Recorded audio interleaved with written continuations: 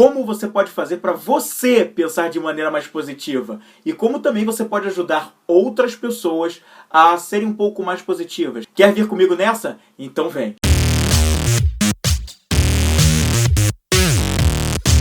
Há mais ou menos um mês eu tive um problema aqui com relação ao carregador do meu notebook.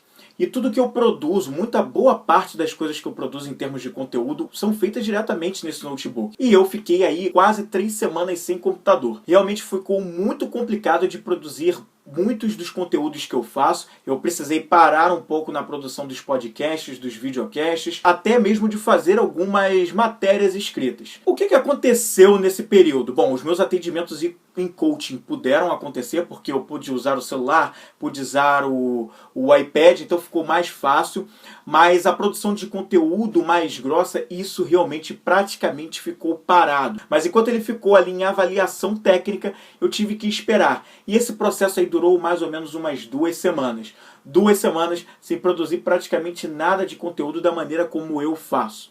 E eu poderia simplesmente ter desesperado e ter pirado. E eu preferi olhar isso de uma outra forma. A primeira coisa que eu me perguntei foi: bom, estou sem computador. Como eu posso tornar essas horas mais produtivas? Se tivesse alguma coisa de bom nesse processo, o que seria essa coisa boa?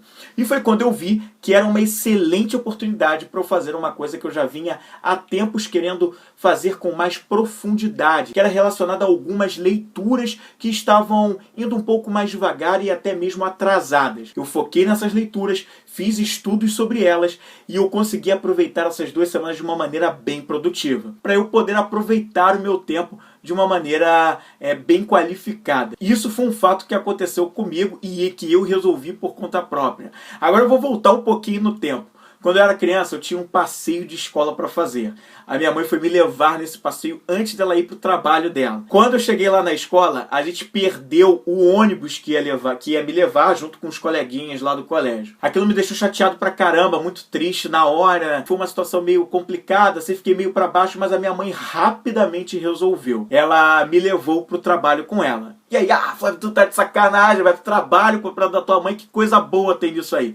Bom, eu gostava do trabalho da minha mãe, por incrível que pareça. Eu gostava daquele ambiente lá. Minha mãe era enfermeira e ela trabalhava num centro de fisiatria.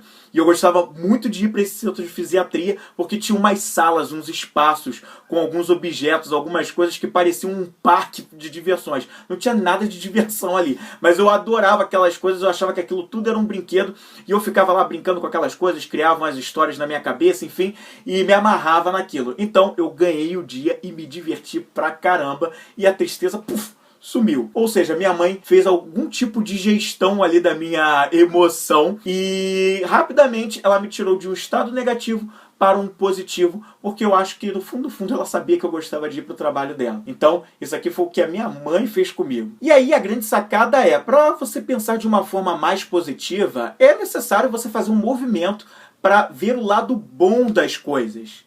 E você pode pensar nesse momento, Flávio, tá de sacanagem. Eu tô assistindo o vídeo pra você me dizer que eu tenho que ver o lado bom das coisas. Sim, é exatamente isso. Lembra do que eu falei sobre se tivesse pelo menos uma única coisa que seria bom nessa situação adversa que eu passei? O questionamento que eu fiz foi justamente descobrir que situação boa seria essa. Esse é o grande segredo para você começar a pensar de uma maneira mais positiva.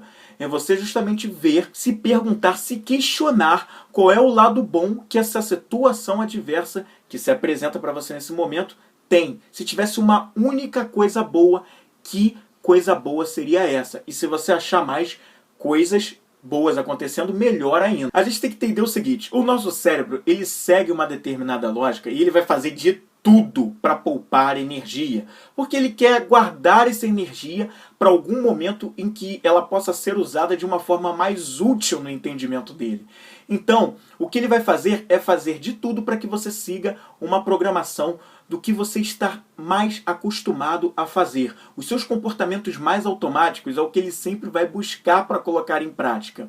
E o que eu estou querendo te dizer com isso? A gente sabe que existe uma coisa chamada viés da negatividade.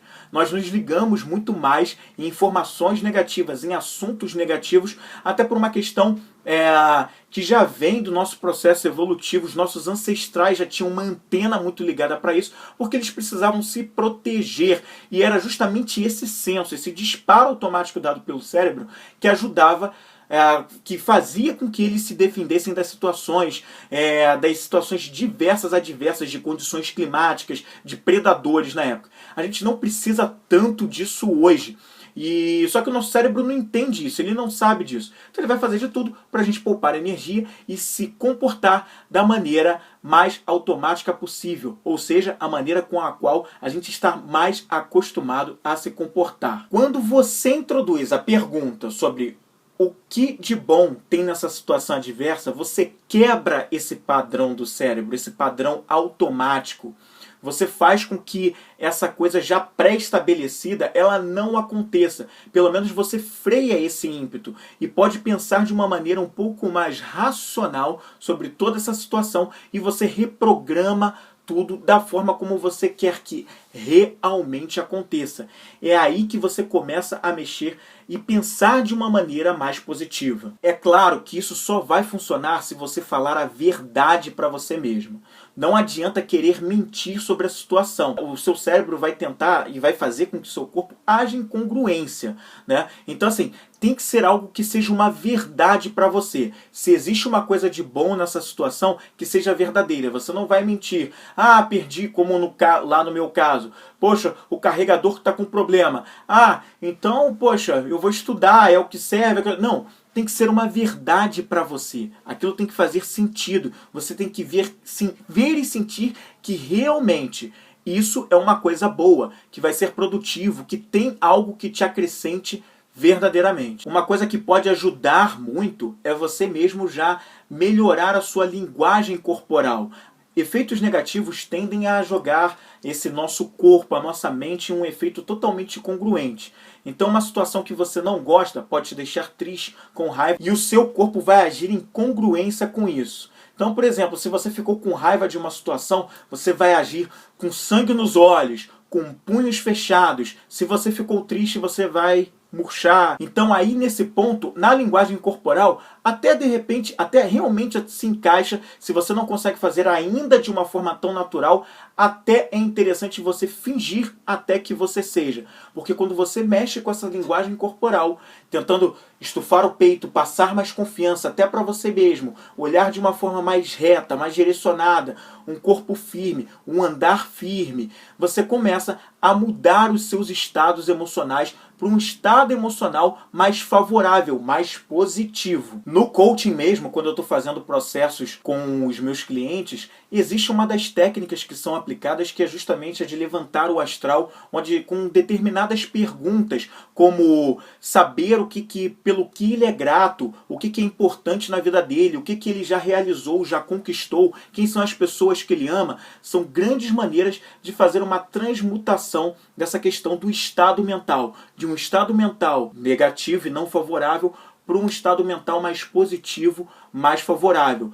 Apenas com perguntas certas que justamente façam a pessoa buscar através da memória, através do cérebro, buscar coisas e situações favoráveis e mais positivas para que ela mude esse pensamento, porque aí reside o real controle que ela tem. Você pode fazer isso com outras pessoas, um amigo, marido, esposa, namorado, namorada, alguém próximo a você que possa estar num estado emocional mais triste, mais cabisbaixo, ou até mesmo com raiva. Como você consegue trazer essa pessoa, ou pelo menos tentar fazer com que ela venha para um estado emocional mais favorável, mais positivo? Justamente fazendo essas perguntas certas que a ajudem a trazer lembranças, pensamentos mais favoráveis, né? Como o exemplo que eu acabei de dar sobre uma técnica do coaching. Pelo que essa pessoa é grata na vida dela? Quem são as pessoas que ela ama e que ela acredita que são as pessoas que a amam também de volta? Quais foram as conquistas, as realizações que ela já teve na vida dela? Com esses tipos de pergunta, você começa a ajudar essa pessoa a fazer essa transmutação mental e a pensar de uma forma mais positiva, mais favorável. Você pode fazer isso com você ou você pode ajudar os outros a pensarem de forma positiva apenas com essas perguntas. Até porque é no pensamento que, como eu acabei de falar, que reside o real controle. Os pensamentos, eles puxam sentimentos e comportamentos. Tudo começa na mente. O que você escolhe pensar vai corresponder a um sentimento e a um comportamento. O seu corpo vai precisar se comportar de forma congruente com esses pensamentos, sentimentos e comportamentos. Então, essa é a questão. O teu pensamento vai vibrar alguma coisa. A vibração desse pensamento ela vai reverberar em outras áreas. Isso vai ter impacto na sua imunidade, na sua fisiologia, nas suas ações e até mesmo nas outras pessoas com quem você mantém contato. Comportamentos e ações positivas só acontecem se antes eles existirem dentro da mente. Lembre-se que primeiro tudo que você traduz em forma de acontecimento, primeiro veio da sua mente, se formou lá. Pense nisso.